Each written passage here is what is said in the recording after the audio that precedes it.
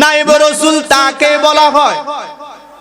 একজন নায়েবে রাসূল যদি কোনো এলাকা দিয়া কোনো গুরুস্থান দিয়া হাঁটে, আমার আল্লাহ কই নায়েবে রাসূলের খাতিরে কিয়ামত পর্যন্ত আমার আল্লাহ কবরবাসীদের আযাবগুলো মাফ করে দেয়।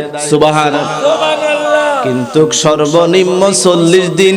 আর এই নায়েবে রাসূল যদি কবরবাসীদের জন্য দোয়া করে, আমার আল্লাহ কয় তার দোয়া কবুল কইরা লই। একজন নায়েবে রাসূল, তাহলে নায়েবে রাসূল হলে তো আপনার দোয়া কবুল হবে, নতুবা দোয়া কবুল হবে না। আর নায়েবে রাসূল হতে হলে আমার নবীজির গোলাম হতে হবে। সুবহানাল্লাহ। কারণ আমার নবী ছাড়া আপনার উপায় নাই। একজন নবীও আমার নবীকে বাদ দিয়া কোনো কাজ করতে পারে নাই। সংক্ষিপ্তভাবে বলি, মেরাজে যাব আলোচনা।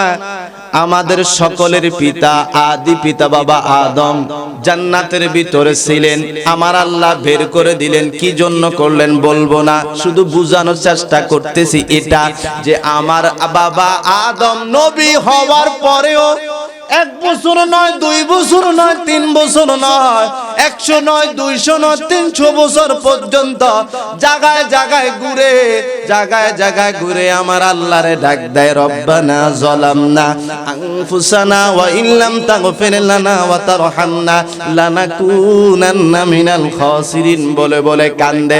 আমার আল্লাহ কোনো সারা শব্দ দেয় না, কোনো কথাই বলে না, কারণ আমার আল্লাহ এইটাই বুঝাইতেছে, রব্বানা যালামনা বলা বলা তুমি বলতেছো, কানতেছো, দোয়া করতেছো, কিন্তু যদি মাঝখানে আমার নবীর কথাটা বলো, আমার নবীর উসিলা দাও রে বন্ধু, তাহলে তো আমি আল্লাহ দোয়া কবুল কইরা লই।